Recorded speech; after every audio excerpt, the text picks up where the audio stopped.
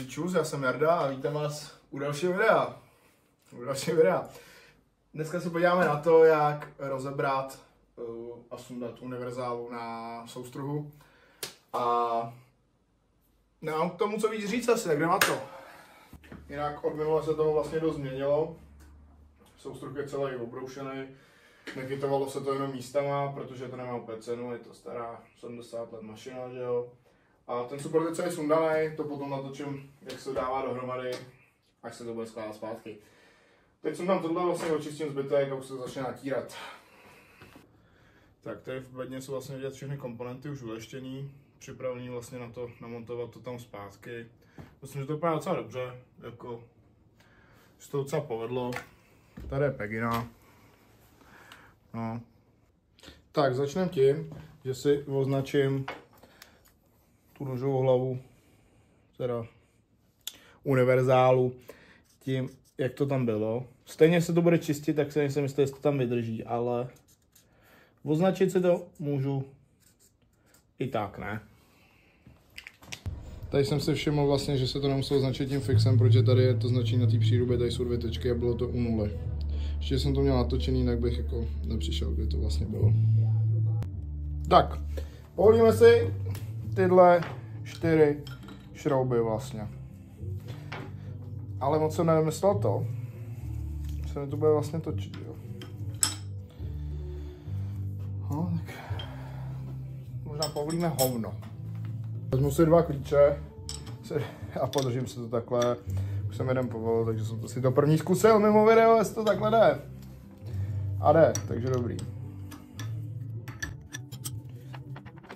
Jde, ale jde. No, nejde to tak jednoduše, jak jsem čekal. Tak, povolil jsem 2.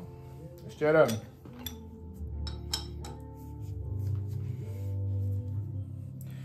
Ten si... Tak. A je to. Všechny 3 jsou povolený. Co vytočím.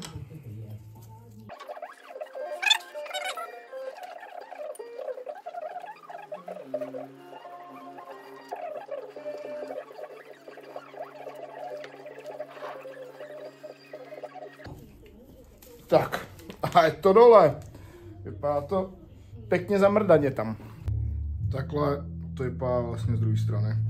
Teď si to první trošku očistím a pak to rozeberu. Na to čištění vlastně používám tady ten sprej od Wurtu. Čistič brzd, prostě klasický, je to úplně super. Nahrubo teda vždycky to umyju jako kadlanem. Nechám to odmočit vždycky v tom a potom jako na to dočišťování je super tady ten sprej, jo. Takže to jako nastříkám první. Super. Ten největší bordel z toho.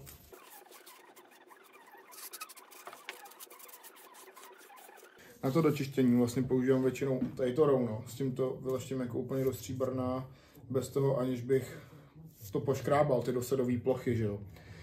Protože šmirglem bych tam dělal rejhy a to se určitě tohle šmirglem jako čistit nemůže. Takže takhle prostě ručně, je to docela pakárna, ale musí to být hezký. Se nedostanu jako všude tím rounem, nějaký záhyby a to, tak abych to vyškrabal, tak to mám udělaný jako různý takovýhle nožíky uřezaný vlastně, že jo. Takže tady je plno toho bordelu. Tak aby se to z toho vyškrabalo.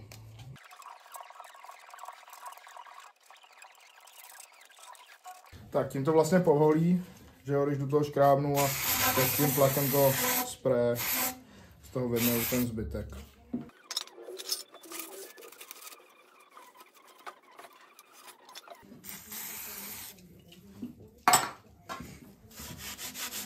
Takhle, když si to občas nastříkám a když to nastříkám tím sprejem a potom to vemu tou žínkou nebo tím rounem, tak to jde ještě potom daleko líp dolů, jo, mi přijde. Takže to je super způsob, jak si to ulehčit.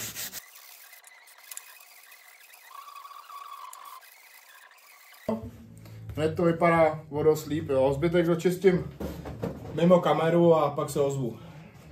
tak stejným principem si vlastně vyčistím i tu univerzálu, než ji začnu rozevírat.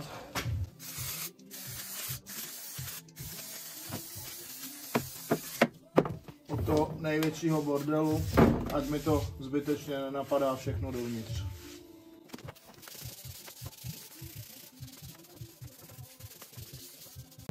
Tak, začala mi užít kamera, ale hned vypávám co líp. Teď si povolím vlastně tady ty 3 šrouby a tohle se sundá dolů. Tak, teď si povolím ty 3 šrouby.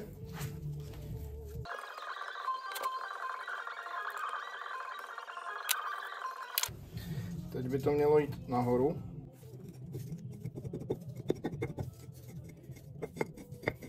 Tak. A je to. Tak. V tom je ten šňakový převod vlastně.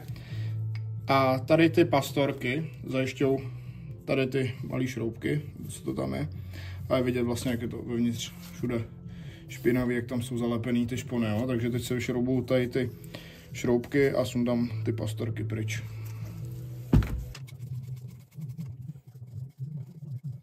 Jo, tak tam jsou takovýhle čepíky nebo červíky spíš.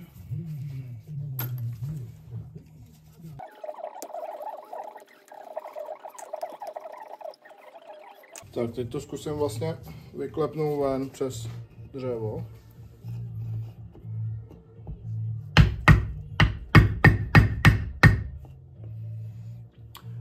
A nejde to.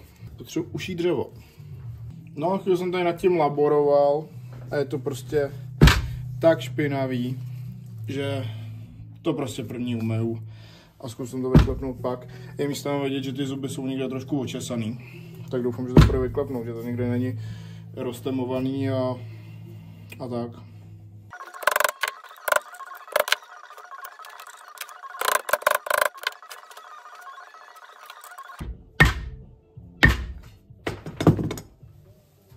Pastorek mi spadl na zem, kurva, ale nevebal se. Mě v těch videích něco padá. Jo, teď už to jde, když jsem to umyl. Takže tak, vyklepu všechny.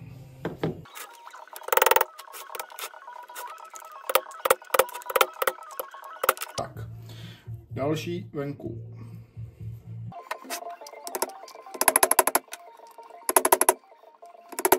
Ty píčo. A je to. Takže žádný ty píčo. Super, čupr. Nějak to musím říct zase, no, takže tak. Tady 3 pastorky. Super úplně. Tak. Teď, když to obrátím, tak tohle by mělo vypadnout ven.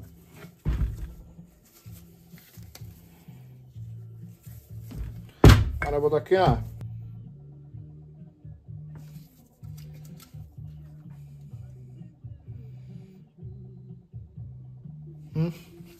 Pauza.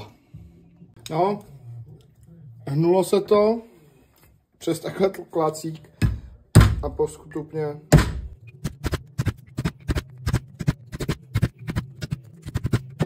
a je to dole. No, se nevím, že to nechtělo ven, když je to takhle vyrezlý všude a špinavý. Jo. Jsem si nevzal rukavice, no tak to už je jedno, aspoň vidět, že něco dělám pak. No, takže tohle všechno teď prostě vyčistím do lesku a bude to super. Musím natočit ten vnitřek. Jo, bordelu tam je dost, sekalo se to prostě. No, takže. Tak, a na zdraví. Braník 10 ve skle je dobrý, ale jako zpětky to je humus. Ale kdo říká, že braník není dobrý, tak ho nikdy neměl v tom skle, protože, hele, stačí to zkusit, to je taky jako slabší to pivko, že jo, a takhle jednou při práci, že jo, aspoň se mi pak nepletou ruce a to ne. Takže jako doporučuji. Prostřihnu tady už nějaký progres, jak je to vyčištěný, jo. Je vidět, že se to hezky blejská už celý. Zevnitř už je to taky lepší, ještě není to rovnou.